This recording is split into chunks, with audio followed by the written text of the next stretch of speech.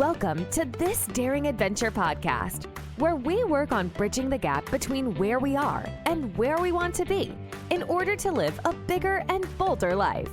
In this podcast, we will provide inspiration, tips, and skills you need to make your life the adventure you want it to be.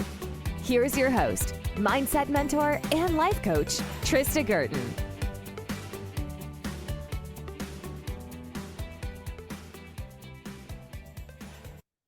Hey, everybody. Welcome back to the podcast.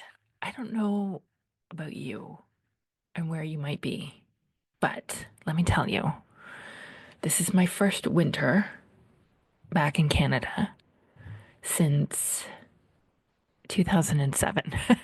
I think it's 2007, maybe 2008. Yeah, it's 2008. Okay. Still, that's a long time ago. It's pretty cold here. It was minus 18, minus 19 this morning when I went to take the dog out. Needless to say, we did not spend that much time outside. She's no fool.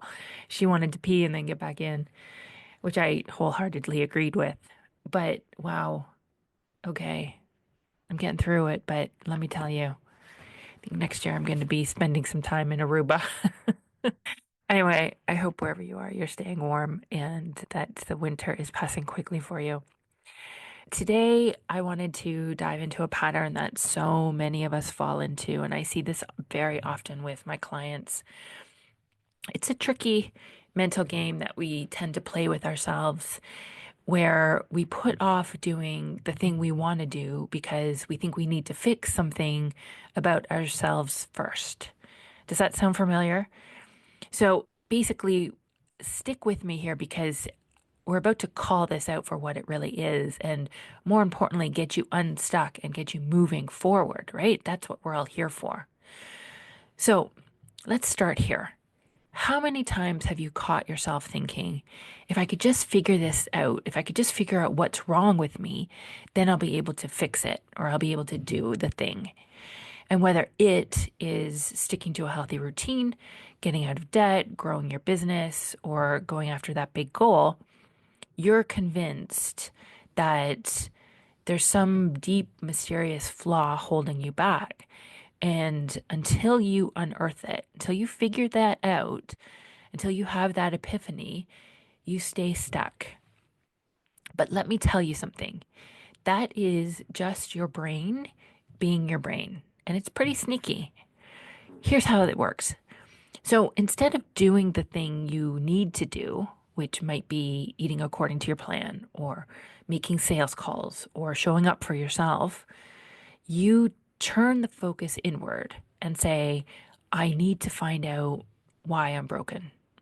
And you give yourself a huge, vague problem to solve, which your brain loves. Something so big and dramatic that it feels impossible to tackle. And guess what? It lets you off the hook. You don't have to do the work to do the thing anymore. You just sit around and you've got this excuse.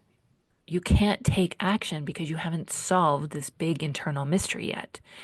And it's just basically a very clever distraction. Your brain loves this. It convinces you that the real problem isn't the simple, boring action that you're avoiding. It's this monumental existential flaw in your character. And therefore, you shouldn't do anything. But let's get real. The actions you need to take to create the results you want, they're not glamorous, they're not dramatic, they're not fun, they're simple, and honestly, they're kind of boring. If you are trying to get out of debt, the math is basic. Spend less money and make more. If you want to lose weight, you eat according to your plan. No pizza, more salad. If you're growing a business, you make more calls. You show up more often. You talk to more people. It's not rocket science, but because it feels repetitive and tedious, your brain turns it into a whole production. Doesn't want to do the work. Here's the truth. If you're feeling stuck, it's not because you don't know what to do. It's because you're not doing it. I know that sounds kind of harsh, but hear me out. So much of the resistance we feel comes from the stories that we tell ourselves. Stories like, I'm already doing everything I can, or it's just not working, so why bother?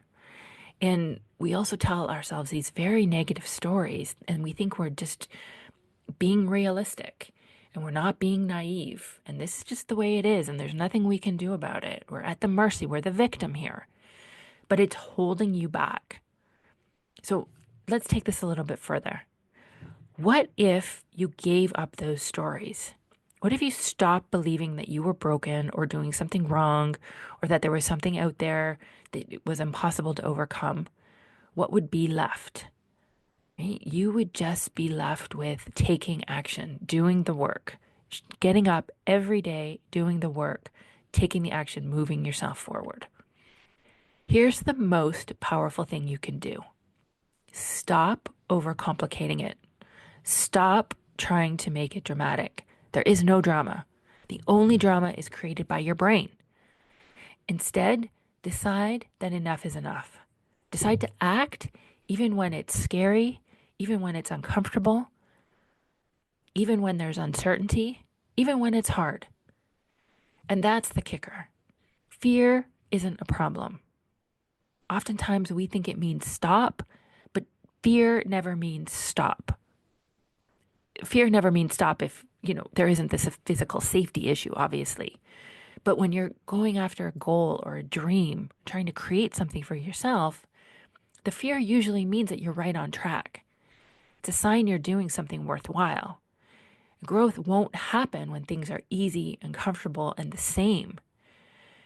It happens when you put yourself in situations that challenge you, that stretch you, and yes, sometimes scare you. Let me ask you this.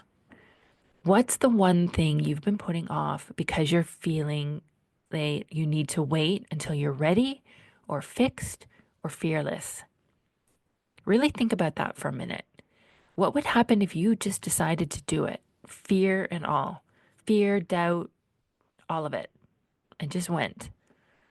When you lean into the discomfort and stop resisting the fear, something really magical happens. That's when you evolve. That's when you grow. That's when life gets really interesting and exciting. So today, I want you to take a hard look at the stories you've been telling yourself. What excuses have you been holding on to? And more importantly, what's the simple, boring action you've been avoiding? I promise you, it's not about figuring out what's wrong with you. It's about deciding that you're ready to start right now, exactly as you are. Stop waiting for the epiphany. Stop waiting for the sign. Stop waiting for permission. Stop waiting to feel ready and just start. Because here's the secret. The transformation you're looking for, it doesn't happen in your head. It happens in the doing. All right. Short but sweet. That's what I have for you today. Listen, if you are interested in doing a deeper dive into this work, I want to invite you to sign up for a free coaching call with me. Let's talk about how you're holding yourself back. What's the fear? What's the doubt? And let's get you moving forward again. And that's where we do this in these calls. And then I will tell you about my new program, Unstuck. I'm going to be releasing a separate podcast episode on this coming up. I will also be doing some webinars. I'm super excited to be introducing this program to you. It's a 12-week program. I think it's some of the best material, tools, and skills that you need to get unstuck for good, to make that sustainable change, to propel yourself forward, and to create the life you truly want. I believe that. So I look forward to sharing that with you soon. But in the meantime, get on my calendar, book yourself a session. Let's go. All right. Thanks, everybody. I'll talk to you soon. Bye.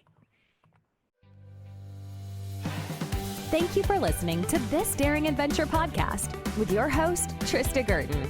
We hope you enjoyed the tips and conversations on how to get excited about life again. As always, you can head to tristagurton.com for additional resources and to book a one-on-one coaching session.